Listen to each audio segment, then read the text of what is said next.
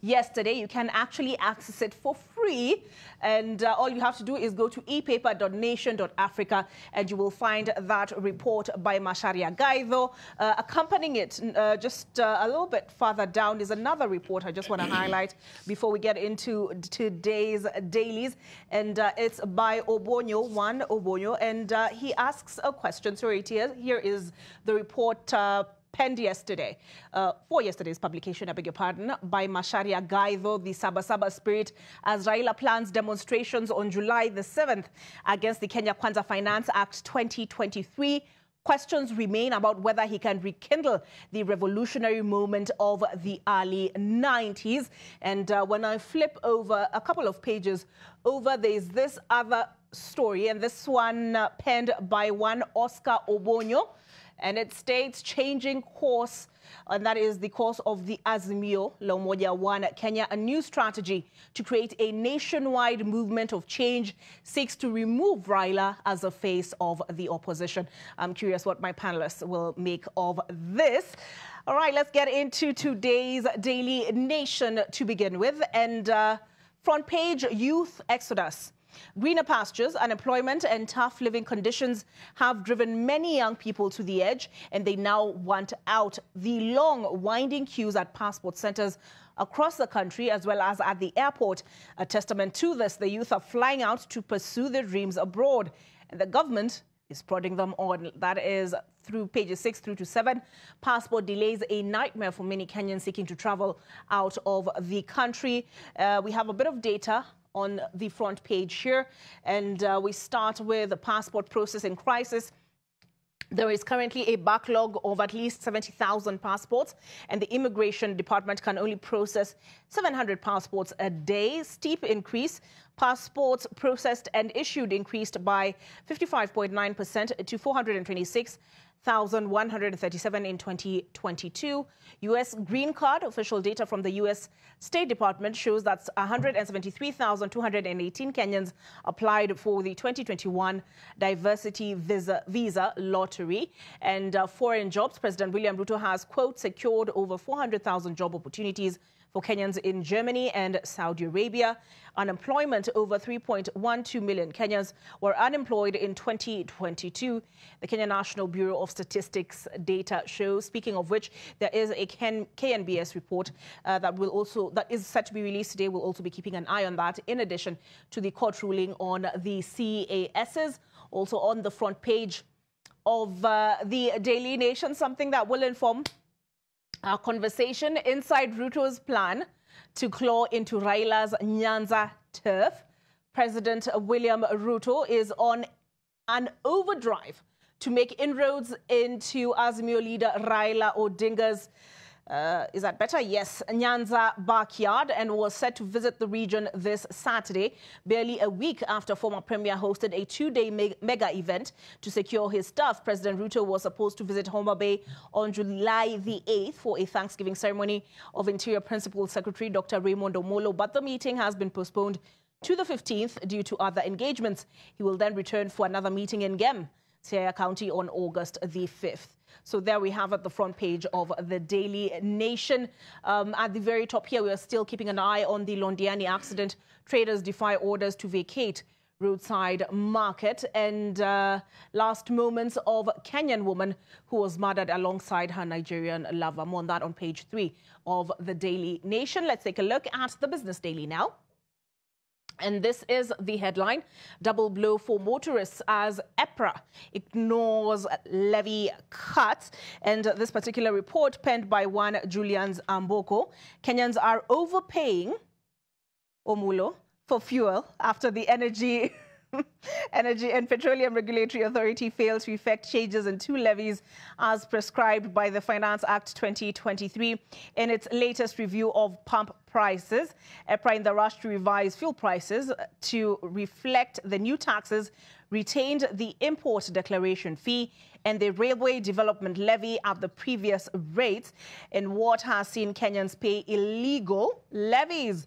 The Finance Act of 2023 amended the Miscellaneous Fees and Levies Act of 2016 to reduce IDF from 3.5% to 2.5% and RDL from 2% to 1.5% in what the state termed offsets to help cushion Kenyans from the anticipated rise in the cost of fuel. All right, also on the front page of the Business Daily, SRC to press on with salary review despite Ruto protests. Looks like there's a lot of double speak.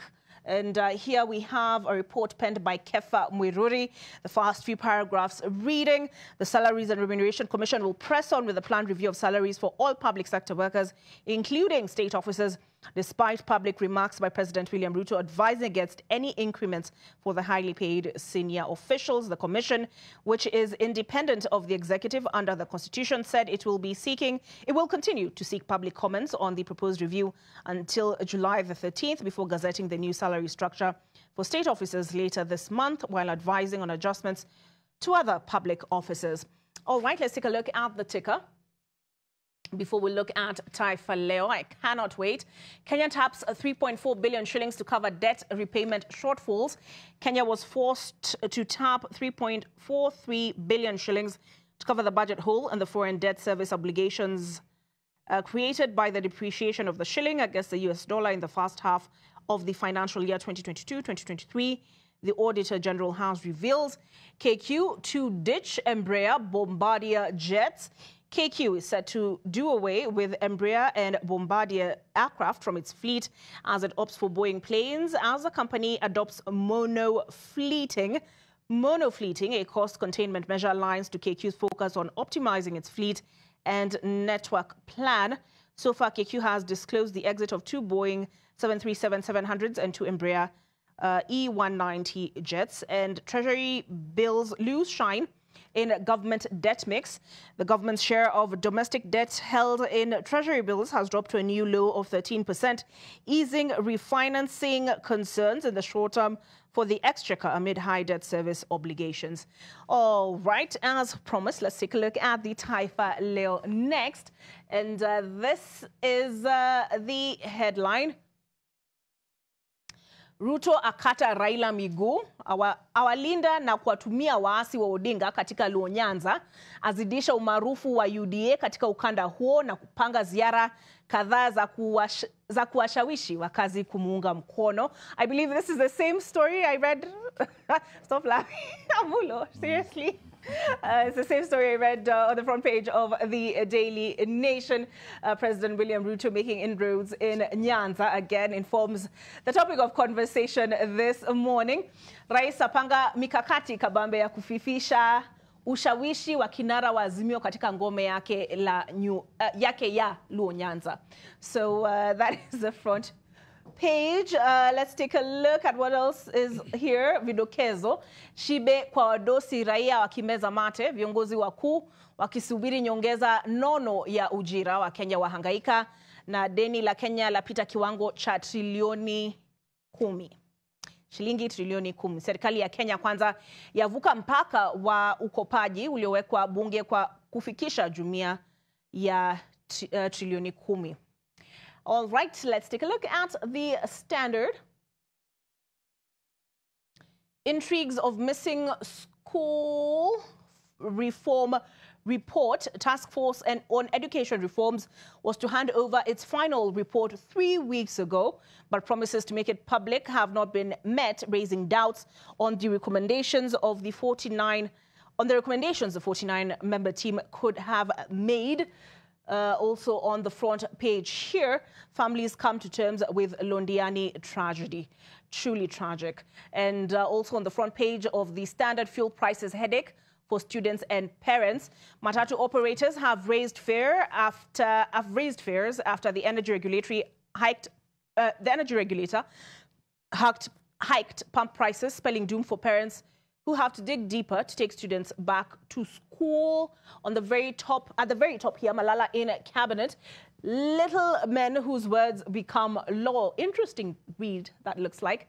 And what next for Mali after UN pull out. All right, that's on the international scene. Kidi, I'm curious, you're usually published on, is it Mondays? Yes, on Monday, yes. Okay, we'll take a look at what you have. All right, the Star, moment of truth for CASs as court rules. If struck down, decision could worsen setback. President has suffered from judiciary, and that follows the suspension of the Finance Act. We will be carrying that judgment live from 9 a.m. immediately following your world. And at least some happy images on the front page here. Kip Kimboi and Jabet rule Nairobi City Marathon. Congratulations to them. And grey area shock, no records of country's public debt, reveals Auditor General. Shocking indeed. There is no official record of the country's public debt position. Auditor General Nancy Gathungu says there is no financial statement to show the debt position. The status is only included as an annexure in the Consolidated Fund Statement of Expenditure, she said. She said no one knows how much loans and overdrafts are held by the national and county governments. Fascinating research this on the front page of the Star. Hot testicles may hold secret to Jumbo's anti-cancer genes. So more on that on page 9 of the Star. Let's quickly take a look at the People Daily before I invite my panelists to weigh in. And actually, we'll just transition into the topic of conversation because the stories I want to look at in the Daily is actually concern what we're discussing this morning. People Daily, Ruto's CASs to no fate today. An image there of William Ruto. Looks like he's in deep... No, he's looking at his watch. Day of judgment. High Court to rule on whether 50 appointees will take up their lucrative jobs or they will be sent packing after LSK and other petitioners questioned the legality of appointments. And holding the sword of justice, Justice Kanye Kimondo, Justice Ongundi Hedwig, Justice Alim Al-Nasir, and also sharing the front page of the People Daily here, pain, tears as Londiani crash victims identified. Of the 52 people killed in one of Kenya's worst accidents this year, relatives have identified 37, but the report filed by Ruth talked of 39. So perhaps at the time they were going to press. Tributes pour in for writer, activist Mishere. And here Kenya's debt rises to 9.6 trillion in April. Rate of borrowing goes against promises made by Kenya Kwanza that it would reduce appetite for loans. Smiling faces at the very top here. Marathon champions day of glory. Robert Kip Kimboi, 33, and Naomi Jabet, 29, celebrate after winning the men's and women's full marathon respectively. And the details of their time on the front page of the People Daily there. So allow me to introduce. I don't think I've introduced you guys this morning. Omula, I've mentioned you several